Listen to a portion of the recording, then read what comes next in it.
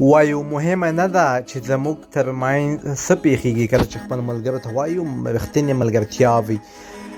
دا جمله په الماني ژبه څنګه وایو؟ مهمه نه ده چې زموږ ترمنځ څه پیښیږي، داسې وایو egal was zwischen uns passiert. egal was zwischen uns passiert. مهمه نه ده چې زموږ ترمنځ څه پیښیږي، هیڅ پروا نه کوي چې زموږ ترمنځ څه پیښیږي. zwischen وایي زموږ ترمنځ، uns وایي زموږ، zwischen مطلب ترمنځ.